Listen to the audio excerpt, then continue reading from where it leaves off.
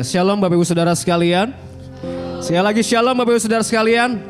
Haleluya. Siapa yang merasakan kebaikan Tuhan dalam minggu ini boleh lambaikan tangannya, bolehkan sorak-sorai bagi Tuhan. Haleluya.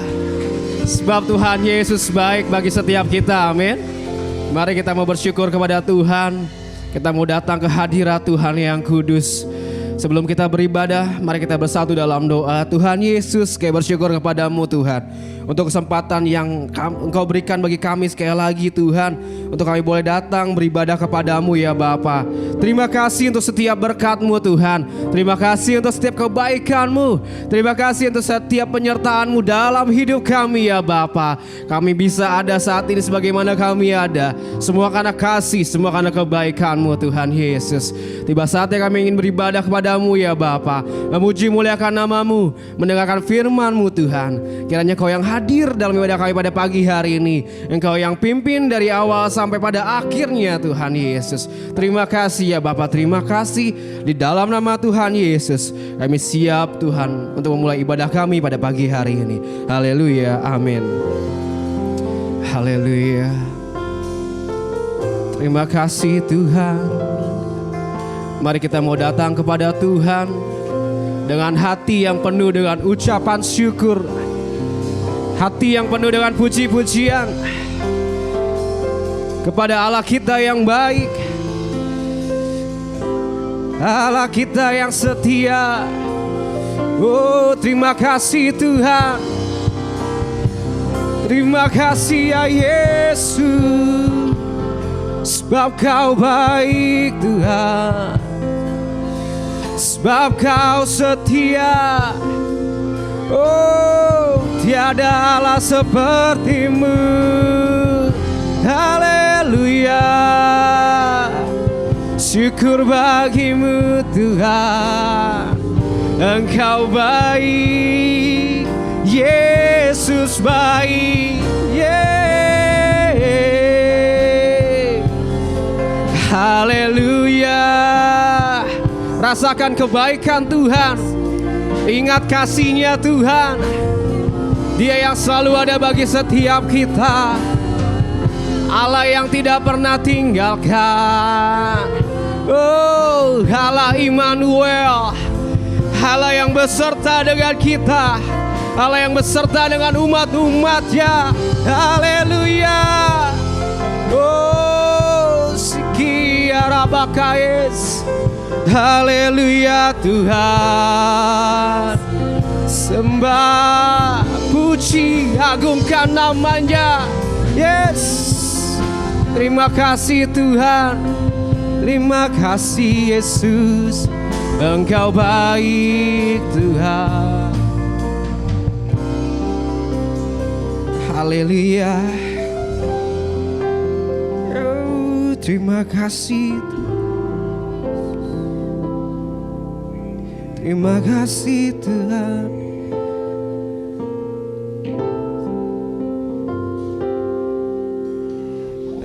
betapa dahsyat Engkau Tuhan, Pencipta segala yang ada, dulu, sekarang, sampai selamanya. Hanya Engkau Tuhan, tak terselami pikiranmu, tak terukur panjang setiamu, dulu, sekarang, sampai selamanya. Hanya Engkau Tuhan, ku sembah Engkau Yesus, hanya Engkau Allah di hidupku, tiada yang lain, hanya Kau, hanya Engkau Tuhan selamanya. Kau tetap Allah, walau dunia semua tergoncang, tak tergoyahkan, Kau tetap. Beri kemuliaan bagi Tuhan Yesus. Mari saya undang kita semua untuk bangkit berdiri. Betapa dahsyat Engkau, betapa dahsyat Engkau Tuhan, Pencipta segala yang ada, dulu, sekarang, sampai selamanya. Hanya Engkau Tuhan, tak terselami, tak terselami pikiranmu, tak terukur panjang setiamu, dulu, sekarang, sampai selamanya. Hanya Kau, oh, ku sembah Kau Tuhan, ku sembah Engkau Yesus, hanya Engkau Allah di hidupku, tiada sebab hanya Kau Tuhan, oh, hanya Engkau Kau tetap Allah, walau dunia semua bergoncang, tak tergoyahkan, Kau tetap. Oh, kami sembah, oh, ku sembah, sembah Engkau Yesus, hanya Kau,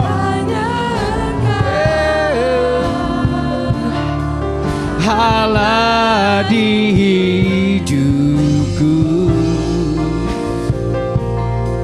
tiada yang lain, hanya Kau, hanya Engkau Tuhan, sebab hanya Engkau Yesus, selamanya. Oh, tetap Allah, walau dunia semua bergoncang, tak tergoyah Kau tetap Allah, ku sembah Kau Tuhan. Ku sembah Engkau Yesus, hanya Kau, Allah di hidupku. Tiada yang lain, hanya Kau, hanya Kau. Yes, come on. Kau tetap Allah, oh walau dunia semua bergoncang, tak tergoyahkan. Kau tetap, Kau tetap Allah, Kau tetap, Kau tetap Allah, Kau tetap Allah. Beri kemuliaan bagi Tuhan. Yes, berikan penyembahan yang terbaik bagi Tuhan. Ya Rabakais. Haleluya, haleluya. Allah yang dahsyat, sebab Kau Allah yang besar. Kami puji Tuhan. Allah berkuasa, Allah yang dahsyat. Engkau yang menciptakan langit dan bumi Tuhan. Haleluya, haleluya.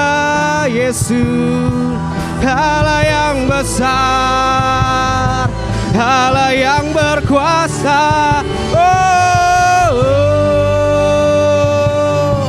Ya Rabakais, yes, ya Rabakais. Lepaskan jiwamu, sembah Tuhan, sembah Yesus. Haleluya.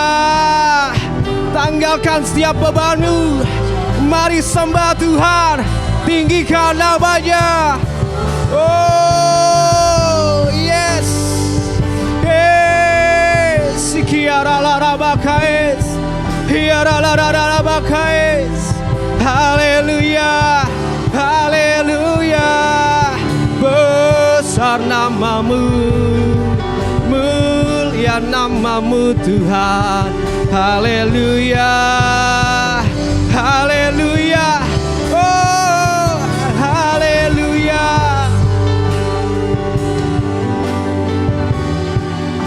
Yesus, ya Rabakais. Oh, kuasa-Mu turun Tuhan. Ya Rabakais, ya Rabakais, ya Rabakais. Sembah, sembah Tuhan. Oh, terpujilah namamu Tuhan. Besar dan dahsyat, ajaib dan penuh kuasa. Yes, haleluya Tuhan. Terima kasih Tuhan. Engkau Allah yang dahsyat. Sekian Allah Rabakais. Oh, ya Rabakais.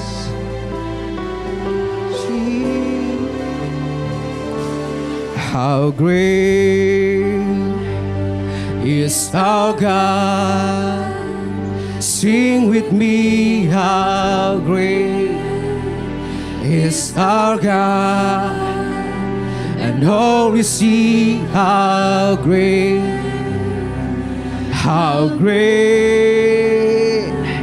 is our God. Come on, sing, how great. Oh, that's you are really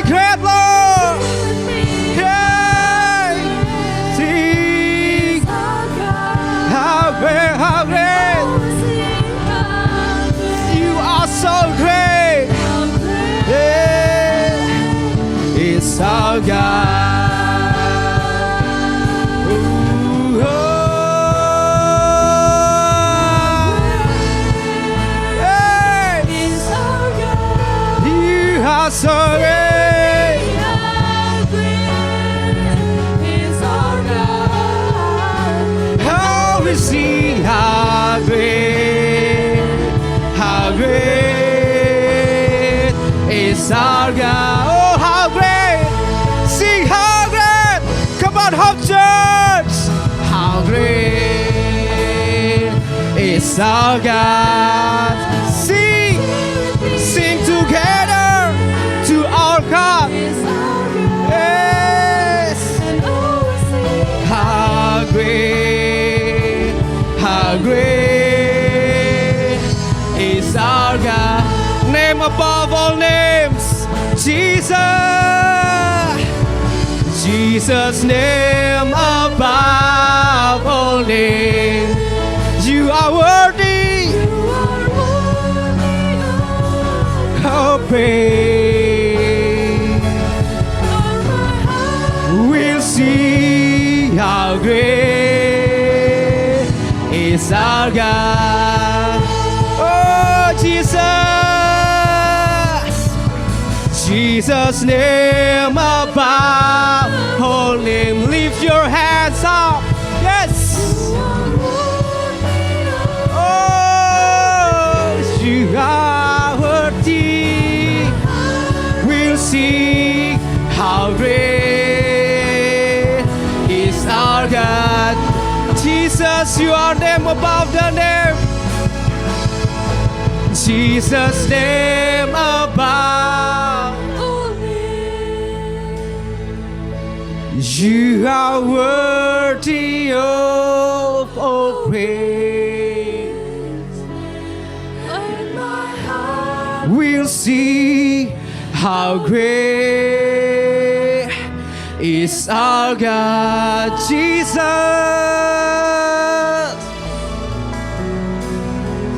Jesus' name above. Come on.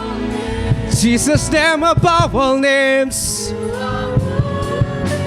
Oh, you are worthy, Lord. Yes. Come on, shout it out. It's our God. You are the name. Jesus, the name. Oh, Jesus' name above all names. Yes.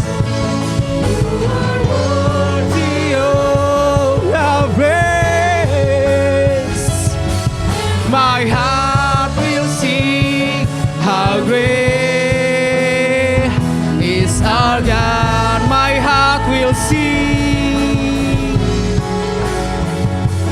and my heart will sing how great is our God. And my heart will sing, Lord, and my heart will sing how great is our God.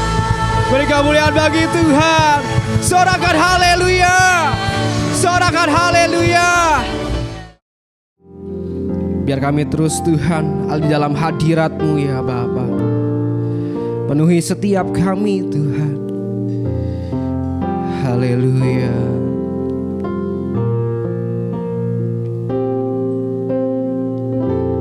Penuhi hatiku dengan hadir-Mu.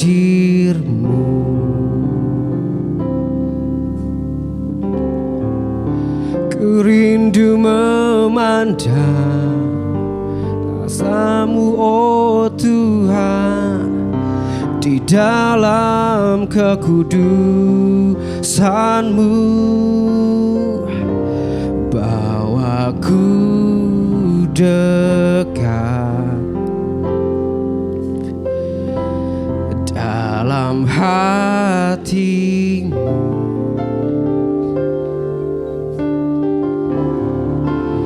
Ku rindu mendengar suaramu oh Tuhan di tempat kudus-Mu sekarang.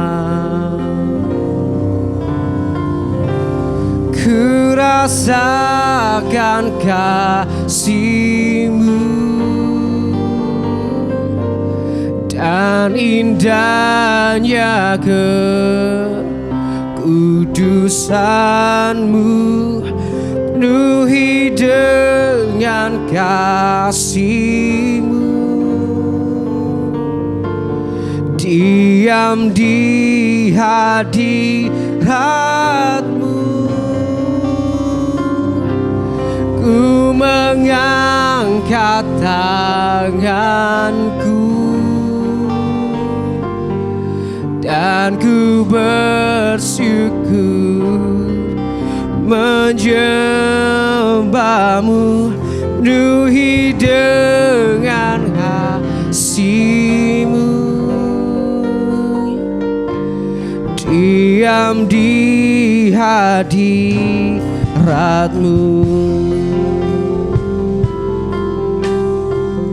penuhi setiap kami Tuhan, penuhi hatiku dengan hadir-Mu. Kami rindu Tuhan, ku rindu memandang wajah-Mu oh Tuhan di dalam kekudusan-Mu. Bawaku dekat, haleluya, dalam hati-Mu. Kami rindu mendengar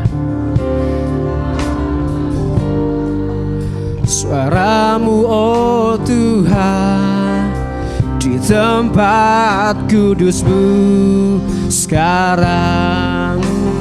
Kami rasakan, ku rasakan kasih-Mu dan indahnya kekudusan-Mu, penuhi dengan kasih-Mu. Diam di hadirat-Mu Tuhan. Bapak Ibu Saudara, saya undang untuk bangkit berdiri. Kami angkat tangan kami Tuhan, haleluya, dan ku bersyukur menyembah-Mu, penuhi dengan kasih-Mu. Diam di hadirat-Mu,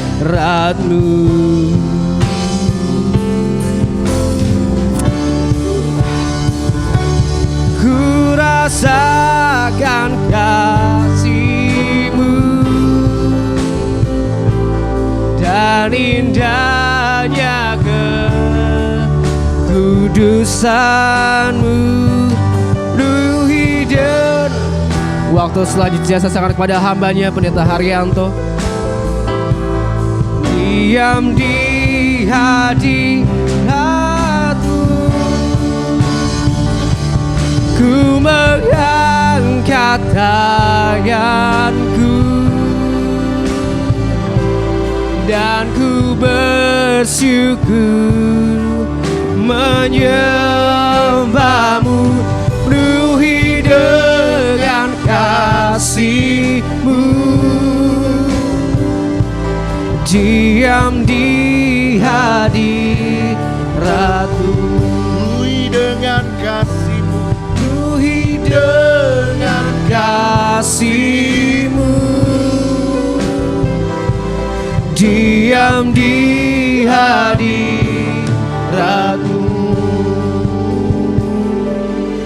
Terima kasih. Sungguh inilah kerinduan hati kami di hadapan-Mu Tuhan. Kami merindukan hadirat-Mu. Kami merindukan bersekutu dengan Tuhan. Dan kami percaya ketika kami datang membawa pujian, pengagungan, penyembahan kami, Engkau yang disukakan, Engkau digirangkan karena kami umat-Mu Tuhan yang beribadah kepadamu. Kami percaya kehadiran-Mu yang ada di tengah-tengah kami, Engkau yang bersemayam, Engkau yang bertahta di atasnya. Dan kami percaya kehadiran-Mu memerdekakan kami. Engkau yang menjamah setiap pribadi lepas pribadi, memulihkan, bahkan menyembuhkan kami. Terima kasih Tuhan Yesus, terima kasih. Mari bawa kami lebih dalam lagi untuk kami belajar akan firman-Mu pagi ini. Roh Kudus urapi setiap hati kami menjadi tanah hati yang baik, tanah hati yang siap terima taburan benih-benih firman Tuhan. Dan juga urapi hamba-Mu, jadikan hamba-Mu sebagai alat-Mu yang efektif di tangan-Mu. Kami siap diberkati hanya di dalam nama Tuhan Yesus Kristus. Semua kita yang siap belajar firman Tuhan, katakan Amin. amin. Yuk sekali lagi yuk kita kasih tepuk tangan dulu yang meriah buat Tuhan. Haleluya. Oke, sebelum duduk. Coba tengok kiri, tengok kanan, bilang Tuhan Yesus mengasihimu. Tuhan Yesus mengasihimu. Sudah? Kalau sudah boleh duduk, silahkan. Haleluya. Baik, puji Tuhan, jemaat Hope. Katakan shalom. Oh, lemes amat. Shalom. Sudah sarapan? Oh belum, pantas. Baik, terima kasih sekali lagi buat kepercayaan Pastor Nathan dan Pastor Lina sebagai pimpinan jemaat di tempat ini yang mempercayakan kepada saya untuk kembali menyampaikan berkat firman Tuhan. Dan hari ini saudaraku kita mau belajar satu kebenaran dengan tema berakar dan dibangun di dalam Kristus. Yuk, coba kita lihat dulu Alkitab kita dalam Kolose pasal yang kedua. Kita akan membacanya dari ayat yang ke-6 sampai ayat yang ke-10. Tetapi untuk mempersingkat waktu saya akan baca saja dengan cepat. Dengan perikop kepenuhan hidup dalam Kristus. Sekali lagi Kolose pasal 2 ayat 6 sampai 10. Kamu telah menerima Kristus Yesus Tuhan kita. Karena itu hendaklah hidupmu tetap di dalam Dia. Hendaklah kamu berakar di dalam Dia dan dibangun di atas Dia. Hendaklah kamu bertambah teguh dalam iman yang telah diajarkan kepadamu. Dan hendaklah hatimu melimpah dengan syukur. Hati-hatilah supaya jangan ada yang menawan kamu dengan filsafatnya yang kosong dan palsu menurut ajaran turun-temurun dan roh-roh dunia. Tetapi tidak menurut Kristus, sebab dalam Dialah berdiam secara jasmania seluruh kepenuhan kealahan, dan kamu telah dipenuhi di dalam Dia. Dialah kepala semua pemerintah dan penguasa. Saudaraku, firman Tuhan ini dicatat oleh Rasul Paulus untuk jemaat di Kolose. Saudaraku, Paulus berkata bahwa kamu telah mengenal Kristus. Kamu sudah ada di dalam Kristus. Tapi tidak cukup saudaraku. Paulus katakan kamu harus berakar dan dibangun di dalam Kristus. Saudaraku, ketika kita bicara kata akar, yang muncul dalam pikiran kita pertama kali apa? Pohon, pasti ya. Ketika kita bicara kata akar, maka yang muncul dalam pikiran kita pertama pasti sebuah pohon. Sebuah pohon bisa menjulang tinggi. Sebuah pohon bisa bertumbuh besar kalau dia punya akar yang kuat, punya akar yang besar, punya akar yang dalam. Ketika kita bicara kata dibangun, kita mau bangun rumah, kita mau bangun sebuah bangunan. Yang pertama kali dibangun, yang pertama kali dibuat, yang pertama kali dipancang, apanya? Fondasi, betul ya? Ini saudaraku berbicara ketika kita jadi orang Kristen. Gak cukup hanya kita berkata bahwa saya percaya Tuhan. Tapi saudaraku, tuh Paulus menasihati kepada jemaat di Kolose dan hari ini datang buat saudara dan saya. Tuhan mau supaya kita setiap hari bertambah iman kita teguh di dalam Tuhan.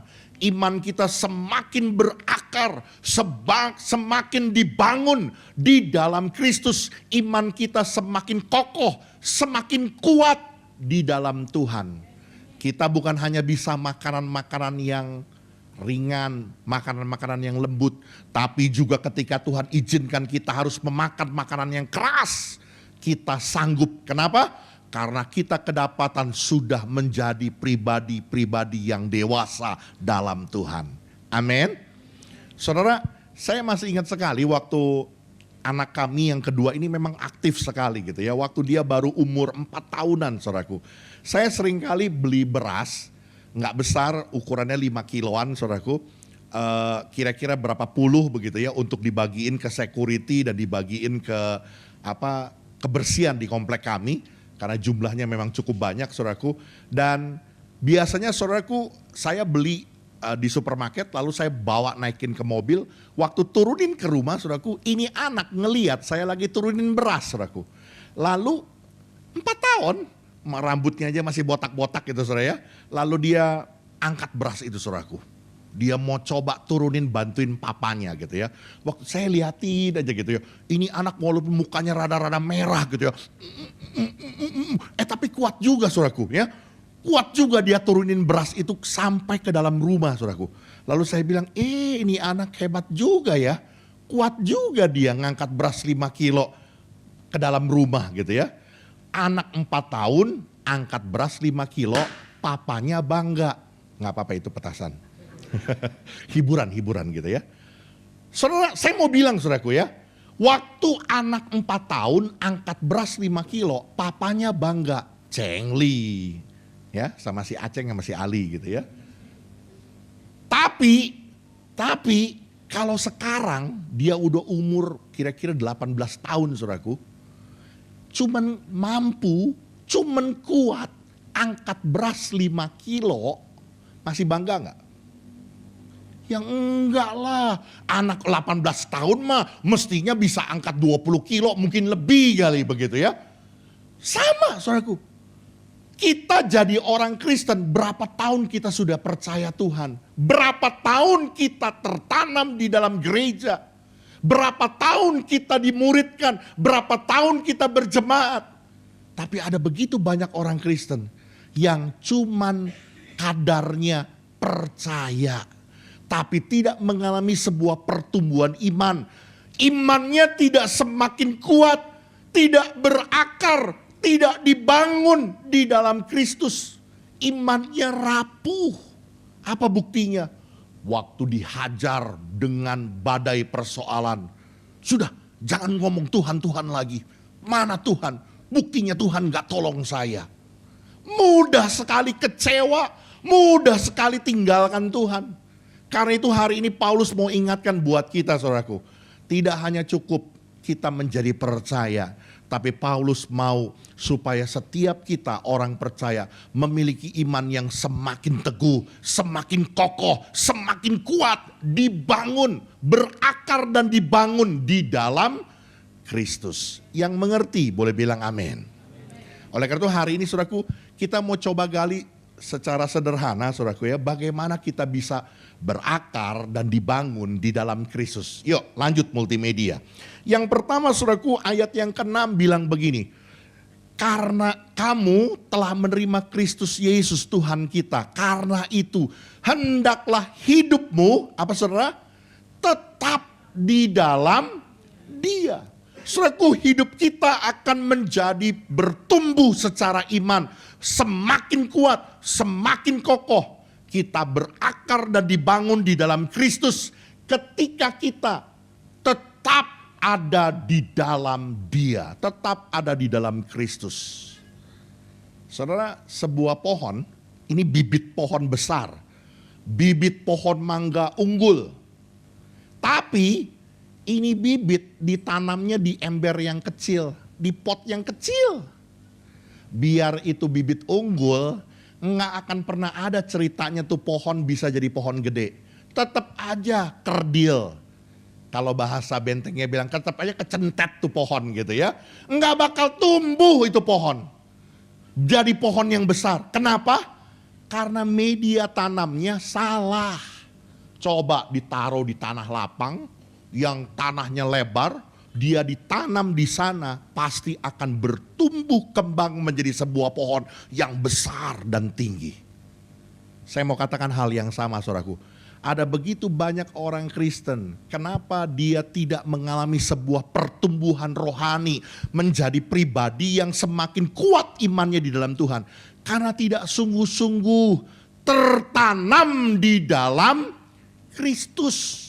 Oleh karena itu hari ini kita mau coba gali apa sih maksudnya tetap ada di dalam Dia, tetap ada di dalam Kristus. Saudaraku, yang pertama ini bicara tentang memiliki sebuah persekutuan yang intim dengan Tuhan. Ada begitu banyak orang katanya Kristen, katanya orang percaya, tapi mohon maaf saudaraku, doa nggak pernah. Doa makan aja, cuman manggil Tuhan, Tuhan makan, langsung makan dia gitu ya. Cuman nawarin. Itu pun udah bagus, kadang-kadang lupa. Iya Tuhan, udah masuk dua suap. Iya Tuhan makan gitu, baru nawarin gitu ya. Saya mau bilang saudaraku, ada begitu banyak orang tidak sungguh-sungguh tertanam di dalam Kristus, tidak tetap ada di dalam Kristus karena tidak punya relasi, tidak punya hubungan yang intim, tidak melekat hatinya dengan Tuhan. Saya mau katakan saudaraku, kita bisa menjadi pribadi yang bertumbuh, berakar, dibangun di dalam Kristus. Ketika kita tetap ada di dalam Dia, ketika kita punya persekutuan yang intim dengan Tuhan, membangun hari-hari kita bersama dengan Tuhan. Ini bukan berbicara ke gereja 1,5 jam, 2 jam. Lebih dari itu. Tapi setiap hari, setiap waktu kita libatkan Tuhan di dalam hidup kita. Kita menyertakan Tuhan di dalam hidup kita. Menjadi pribadi yang selalu menghadirkan Tuhan di dalam hidupnya. Maka hidupmu akan menjadi pribadi yang semakin kokoh di dalam Tuhan. Ya, ini satu pernyataan, belum, masih tetap. Ini pernyataan Mazmur 27 ayat 4. Satu pernyataan dari seorang raja yang bernama Daud. Dia punya kerinduan, dia punya keinginan. Dia bilang begini, satu hal telah kuminta kepada Tuhan. Itulah yang kuingini. Apa? Diam di rumah Tuhan seumur hidupku. Menyaksikan kemurahan Tuhan dan menikmati bait-Nya. Oh luar biasa saudaraku. Kalau kita ditanya apa sih yang menjadi keinginan hatimu. Apa yang kamu ingin, apa yang kamu mohonkan, apa yang kamu minta di hadapan Tuhan. Pasti kita akan bicara, saya mau sukses Tuhan, saya mau dapat jodoh Tuhan, saya mau dapat mobil baru Tuhan. Fine, gak ada masalah. Tapi seringkali tanpa kita sadari, keinginan kita lebih tertuju hanya untuk kepentingan diri kita. Tapi lihat Daud saudaraku, dia punya satu kerinduan, dia punya satu keinginan. Apa itu? Menjadi pribadi yang semakin melekat dengan Tuhan. Memiliki persekutuan yang lebih lagi intim dengan Tuhan. Kerinduan hatinya ada di dalam hadirat Tuhan. Amin. Bahkan selanjutnya next. Ya, apa sih bicara tetap ada di dalam Kristus? Waktu saya coba pelajari saudaraku, bicara tetap ada di dalam Kristus ini bicara tentang hidup dengan prinsip-prinsip kerajaan sorga. Dengan cara melakukan firman Tuhan. Saudaraku, aduh ngeri ya. Hari-hari ini saudaraku ada begitu banyak orang yang ngomongnya orang Kristen. Bahkan pendeta. Tapi kan pendeta kan kerjaannya kan baca firman Tuhan. Lalu khotbah. Yang dihotbahin apa? Firman Tuhan ya. Tapi ada banyak orang yang ngomongnya hamba Tuhan, pendeta sekalipun, prinsip hidupnya, cara hidupnya jauh sekali dengan standarnya firman Tuhan. Ini benar nih saudara, saya cerita nih saudara. Ini benar, ini cerita benar saudara, bukan bohong-bohong. Lagi pendeta kumpul nih ngobrol-ngobrol, sesama pendeta saling mendahului saya. Ini lagi ngobrol-ngobrol nih saudara ya. Tiba-tiba lagi ngobrol tentang istri saudaraku. Tiba-tiba nih ada salah satu pendeta ngomong gini. Istri itu sekali-kali harus kasih gambaran biar dia tahu siapa yang berkuasa di rumah. Lihat buset, kata saya, ini nggak salah nih. Ini prinsip dari mana? Prinsip dunia masih dia pakai, padahal dia pendeta. Saya bilang ini pendeta apa pendekar nih? Ini real, saudara. Ada banyak orang, saudaraku, ada banyak orang yang mengatakan dirinya orang Kristen, orang percaya, tapi prinsip hidupnya jauh sekali dari firman. Lebih berbahagia memberi daripada menerima. Yang benar, mang gua petinju, lebih berbahagia memberi daripada menerima. Ini real loh.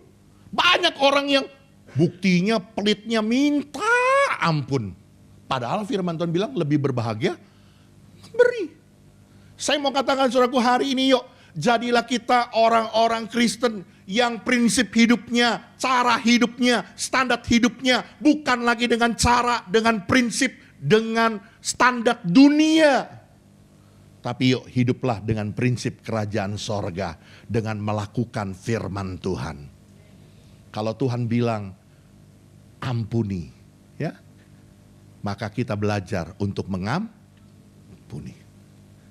Barang siapa tidak mau mengampuni, maka Bapa di sorga juga tidak mengampuni. Wah, Pak Pendeta sih nggak tahu sakitnya tuh di sini. Wih, keren. Saya mau bilang saudaraku, mau sakitnya di mana kek? Tetap saja firman Tuhan bilang, kalau kau tidak mau mengampuni, maka Bapa di sorga juga tidak mengampuni. Amin. Dan hari ini coba lihat nih satu kebenaran firman Tuhan. Kalau kita cuma dengar firman Tuhan, ngerti firman Tuhan, tahu firman Tuhan, tapi tidak melakukannya, tidak menjadikan firman Tuhan itu sebagai prinsip hidup dalam hidup kita, apa kata firman Tuhan? Matius pasal 7 ayat 26-27, kelihatan ya? Dibaca ya, nanti ngantuk lagi. 2, 3. Tetapi setiap orang yang mendengar perkataanku ini dan tidak melakukannya, ia sama dengan orang yang bodoh yang mendirikan rumahnya di atas pasir. Kemudian turunlah hujan dan datanglah banjir. Lalu angin melanda rumah itu sehingga rubuhlah rumah itu dan hebatlah kerusakannya. Firman Tuhan bilang orang yang cuman dengar firman Tuhan tapi tidak melakukannya. Firman Tuhan itu tidak menjadi prinsip hidupnya. Dia sama seperti orang yang bodoh.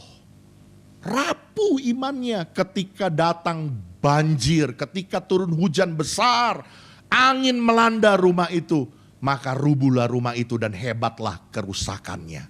Karena itu saudaraku hari ini dengar baik-baik, tidak cukup hanya engkau percaya.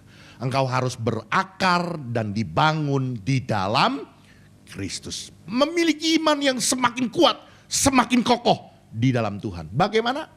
Kita tetap ada di dalam Kristus. Kita tertanam pada Kristus menjadi pelaku-pelaku firman Tuhan. Kita punya relasi yang intim bersama dengan Tuhan. Yang mengerti sekali lagi boleh bilang amin. Oke, boleh lanjut, next.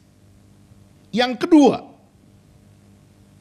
ayat 8 bilang begini, hati-hatilah supaya jangan ada yang menawan kamu dengan filsafatnya yang kosong dan palsu menurut ajaran turun-temurun dan roh-roh dunia, tetapi tidak menurut Kristus. Saudaraku, ini ceritanya ya, kisah ini pada saat itu di tengah-tengah jemaat Kolose sedang timbul banyak sekali muncul pengajaran-pengajaran asing. Guru-guru palsu. Ya, mereka mengajarkan tidak hanya cukup untuk percaya Yesus, tapi juga masih harus ditambah dengan melakukan kewajiban-kewajiban hukum Taurat. Dan yang paling utama, tetap harus disunat, tetap harus sembahyang 3 kali, tetap harus melakukan kewajiban seperti cuci tangan, cuci kendi, dan banyak lagi kewajiban-kewajiban hukum Taurat untuk kita menerima pembenaran dan keselamatan. Di tengah-tengah jemaat Kolose saat itu sedang berkembang satu pengajaran yang demikian, saudaraku. Ya, ditambah lagi, saudaraku, ditambah lagi. Saat itu sedang ada budaya yang lagi gandrung, yaitu budaya Helenisme. Satu budaya Yunani, sekalipun saat itu kerajaan sudah Romawi, tapi budayanya masih budaya Yunani. Kalau saudara tanya budaya Helenisme itu seperti apa, yaitu dewa Zeus, Hercules gitu ya. Itu sedang melanda dunia saat itu. Dan kepercayaan mereka terombang-ambing, tercampur aduk dengan filsafat, dengan ajaran, dengan dongeng-dongeng nenek moyang yang begitu saat itu digandrungi oleh banyak orang.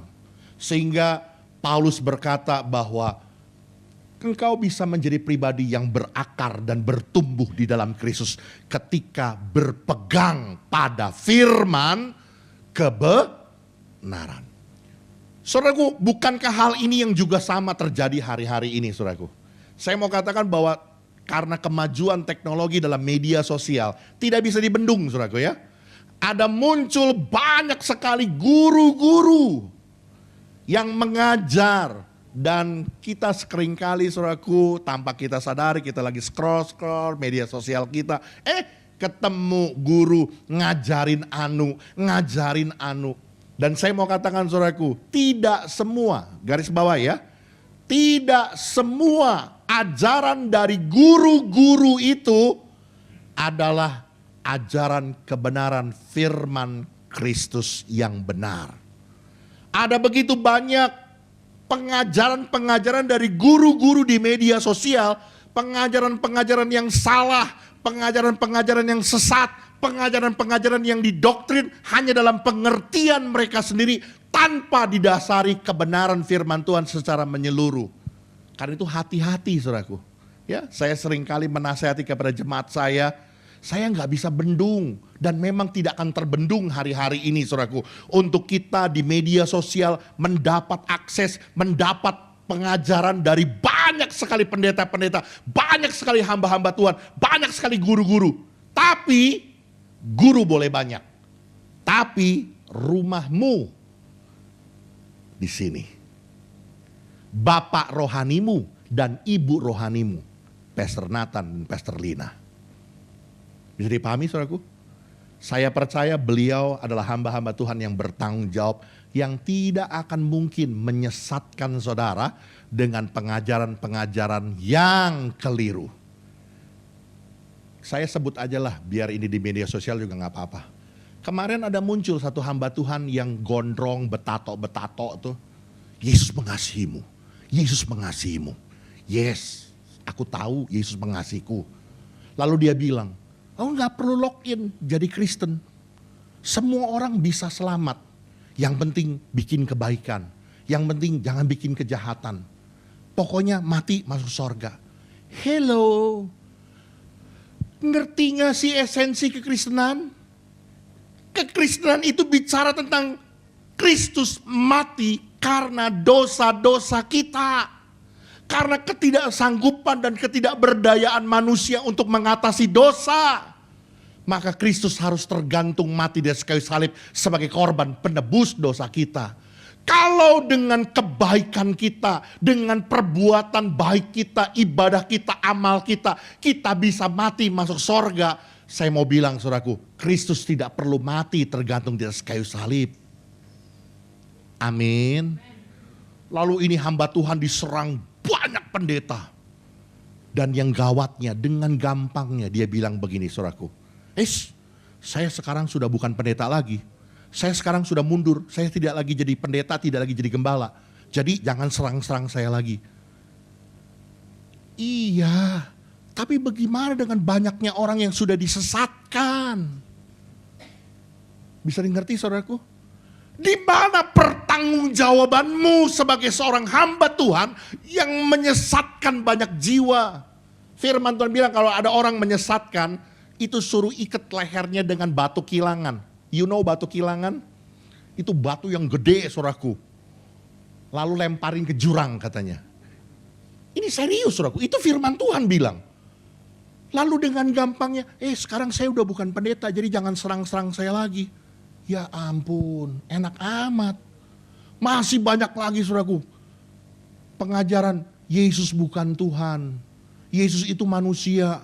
Yesus itu jadi Tuhan ketika dia telah menyelesaikan tugasnya dari Bapa, mati di atas kayu salib jadi korban penebus, lalu dia diangkat jadi Tuhan. Wow. Dan yang ngomong ini saudaraku, pendetanya pendeta, gurunya para pendeta. Jadi berapa banyak pendeta yang tersesat? Dan kalau sudah banyak pendeta yang tersesat, berapa banyak orang Kristen yang tersesat? Sebelum Yesus ada sebagai manusia, ingat ada praeksistensi keberadaan Yesus. Sebelum dia lahir ke dalam dunia sebagai manusia, Yesus sudah ada, makanya dia disebut Alfa. Pada mulanya adalah Firman. Firman itu bersama-sama dengan Allah dan Firman itu adalah Allah. Dan Firman itu telah menjadi manusia. Dan kita telah melihat kemuliaannya, yaitu kemuliaan sebagai anak tunggal Bapa, penuh kasih karunia. Sebelum dia jadi manusia, dia sudah ada, makanya dia disebut Alfa. Sebelum segala sesuatunya ada, dia sudah ada. Dan setelah segala sesuatunya sudah tidak ada, dia tetap ada. Itulah Omega. Kenapa? Karena Kristus Yesus adalah Tuhan. Bukan manusia diangkat jadi Tuhan. Ini ngeri saudaraku. Saya mau katakan hari ini sekali lagi saudaraku, berpeganglah teguh pada firman kebenaran. Makanya saya bilang guru boleh banyak, tapi rumahmu di sini. Bapak ibu rohanimu harus jelas. Jangan mau diombang-ambingkan dengan rupa-rupa pengajaran yang menyesatkan dan tidak bertanggung jawab.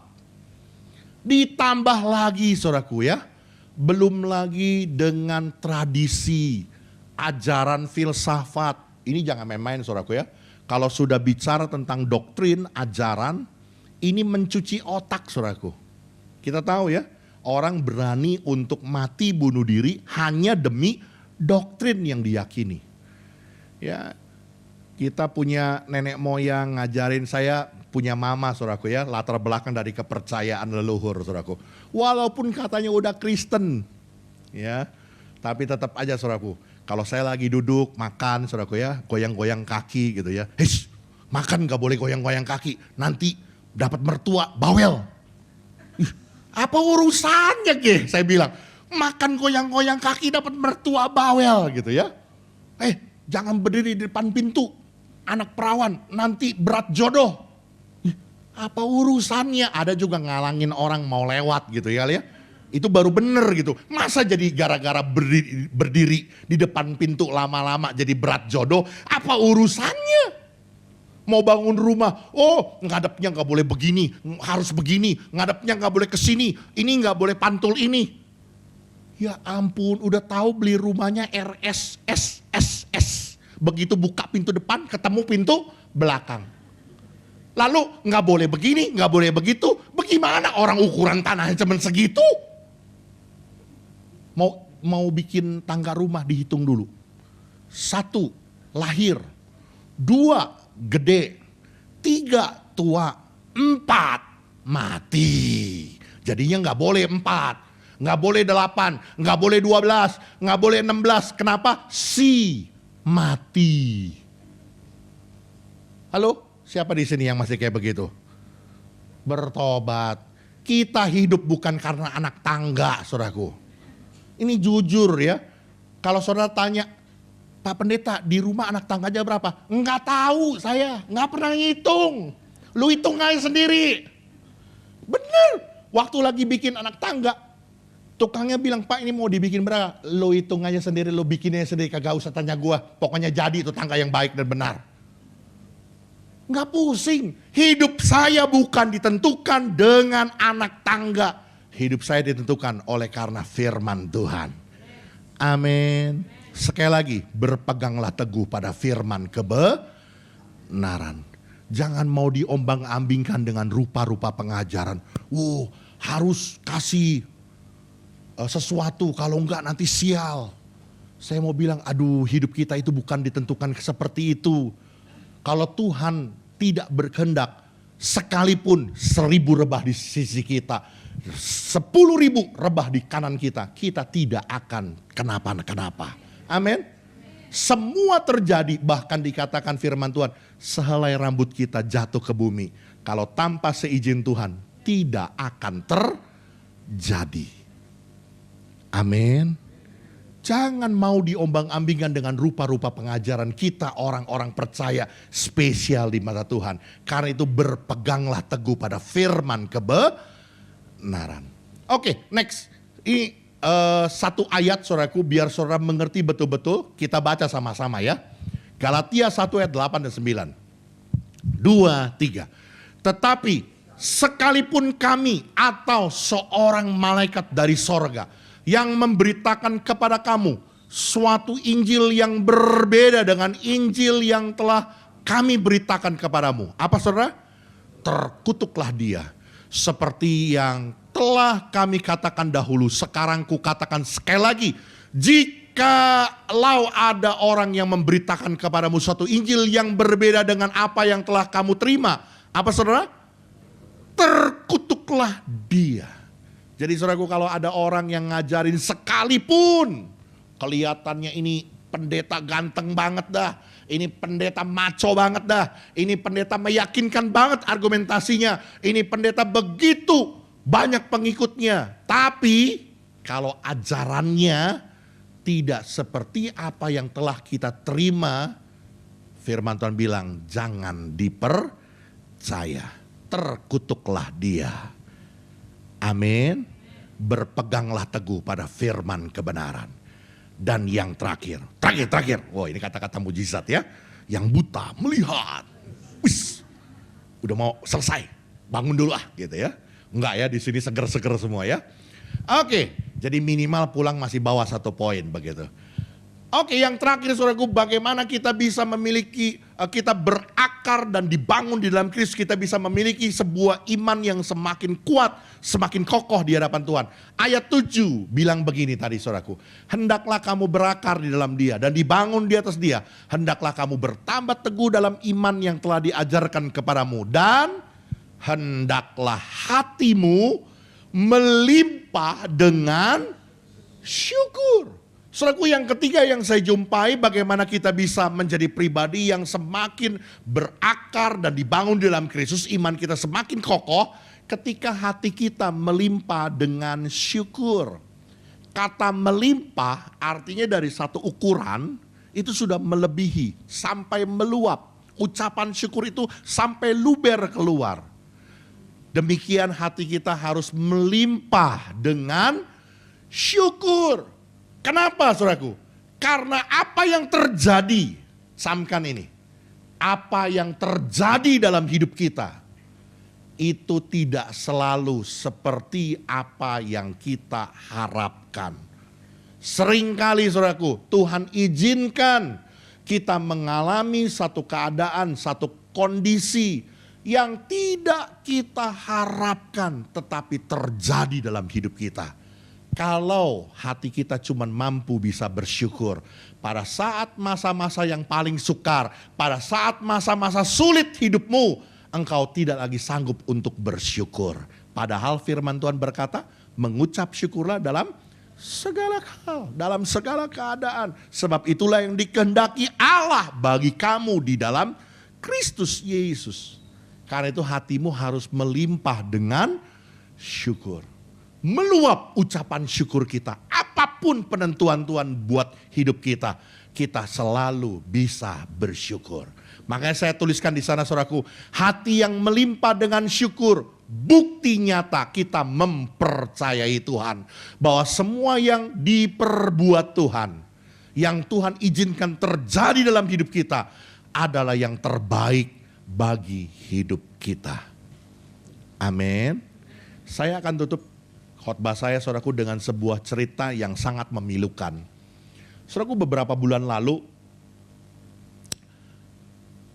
ceritanya ada dua anak gadis beribadah di tempat kami, ya, dua anak perempuan beribadah di tempat kami karena kakaknya itu mau menikah dengan jemaat kami, begitu ya. Ceritanya saudaraku, dua anak perempuan ini itu orang tuanya pertama kali mereka tinggal di daerah Jakarta Selatan. Tapi karena papanya meninggal, mamanya cuman wanita, ibu rumah tangga yang tidak bekerja, sehingga akhirnya waktu anak-anaknya ini masih kecil-kecil, anaknya ini dibawa pulang ke Bangka. Ya, umur 4 tahun dan 2 tahun. Dibawa mamanya pulang ke Bangka dan mamanya sebisa mungkin membesarkan anak ini. Tidak menikah lagi, dengan sekemampuannya membesarkan anak ini. Singkat cerita, anak ini bertumbuh dewasa, besar. Yang pertama menikah dengan jemaat kami di Poris Gaga. Lalu adiknya ini ketika melihat cicinya, cecenya menikah, ya, jadi dia ikut ke Jakarta. Ikut ke Jakarta lalu dia bekerja, saudaraku, di daerah Gading Serpong ini. Itu apa yang cat-cat kuku itu ya, gambar-gambar kuku, saya nggak begitu ngerti ya. Dibilang manicure, pedicure bukan, tapi gambar cat kuku ya. Jadi dia pelukis cat kukunya itu gitu ya. Singkat ceritanya saudaraku, satu perusahaan diajak sama bosnya jalan-jalan. Niat bosnya baik, bosnya orang Poris juga. Mau pergi ke Lembang saudaraku, ke Bandung Jawa Barat. Singkat ceritanya mereka pakai satu mobil berangkat saudaraku. Di tengah jalan, ini bosnya setir mobil, istrinya di sebelahnya, karyawan semua di belakang. Dan kebetulan posisi anak ini ada di paling belakang, saudaraku. Ya, singkat ceritanya ada ular melintas di jalan tol. Istri bosnya bikin kaget. Ular. Ini yang bawa mobil kaget, refleks banting setir mobilnya ke kanan. Begitu dia banting ke setir ke kanan, ya kan lawan arah kan? Begitu kan? Kaget lagi, banting lagi ke kiri. Begitu banting lagi ke kiri, tuh mobil limbung, saudaraku, langsung terbalik. Terbalik. Singkat ceritanya, di dalam mobil ada 8 orang. Yang 7 orang cuman lecet-lecet, termasuk yang bawa mobil, cuman lecet-lecet ringan. Tapi, apa hendak dikata, anak ini terlempar keluar karena kacanya pecah.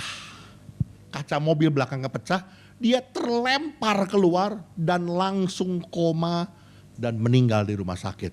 Waktu diperiksa saya lihat saudaraku hasil rongsen kepalanya. Wah ngeri saudaraku, memang udah gak mungkin untuk hidup. Itu retak-retaknya, wah pecahnya berantakan begitu ya. Ngeri sekali. Umur 23 tahun.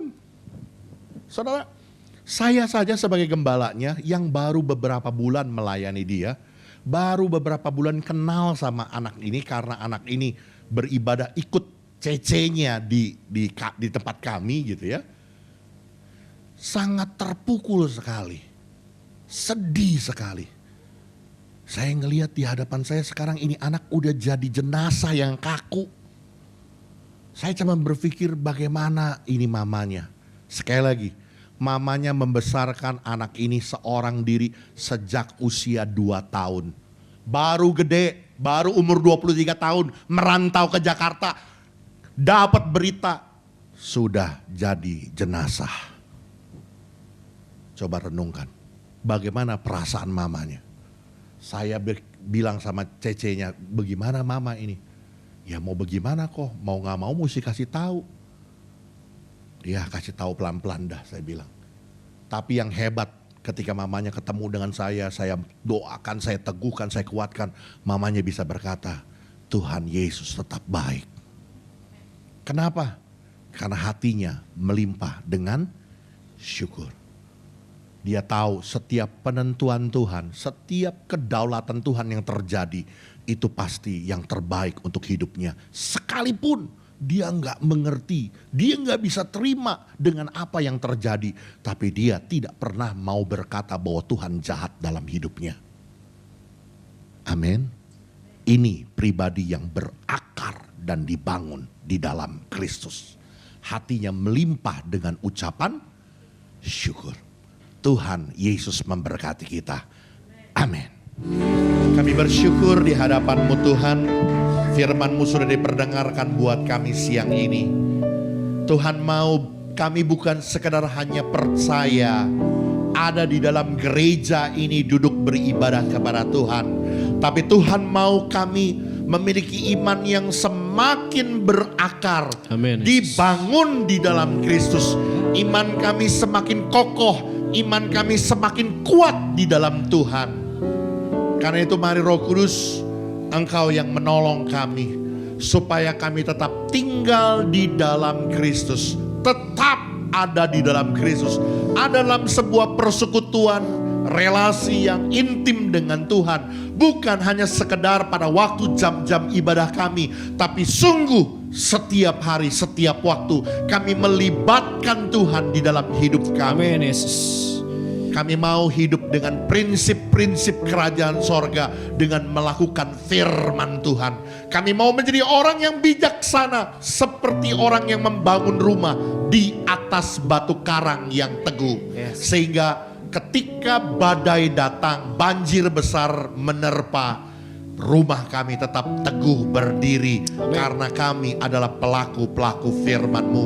Kami tetap tinggal di dalam Kristus.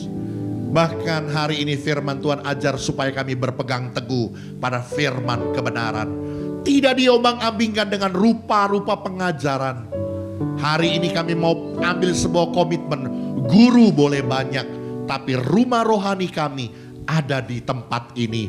Bapa rohani kami adalah Bapa Gembala dan Ibu Gembala kami. Sehingga kami tidak diombang-ambingkan dengan rupa-rupa pengajaran yang tidak bertanggung jawab. Kami berpegang teguh pada firman kebenaran. Hidup kami bukan lagi karena dongeng-dongeng, filsafat-filsafat, doktrin-doktrin nenek moyang kami. Tapi sungguh hidup kami berpegang teguh pada firman kebenaran. Bahkan hati kami mau melimpah dengan ucapan syukur. Dengan demikian, apapun penentuan Tuhan dalam hidup kami, kami tetap bisa berkata, Tuhan Yesus baik. Terima kasih Tuhan.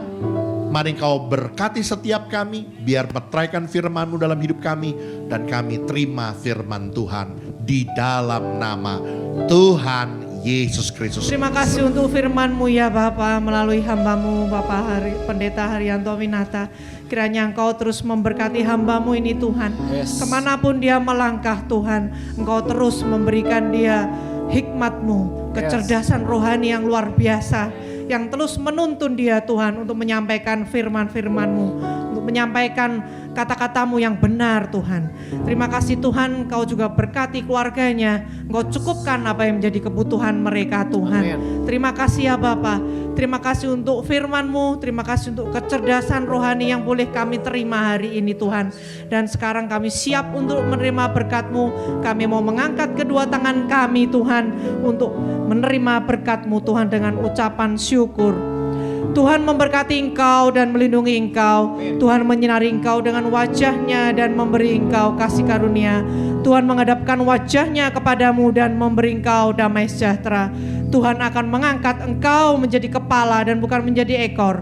Engkau akan tetap naik dan bukan turun apabila engkau mendengarkan perintah Tuhan Allahmu yang disampaikan pada hari ini, kau lakukan dengan setia. Dan kita yang siap menerima berkat Tuhan, bersama-sama kita katakan amin. Tuhan Yesus memberkati. Selamat hari Minggu.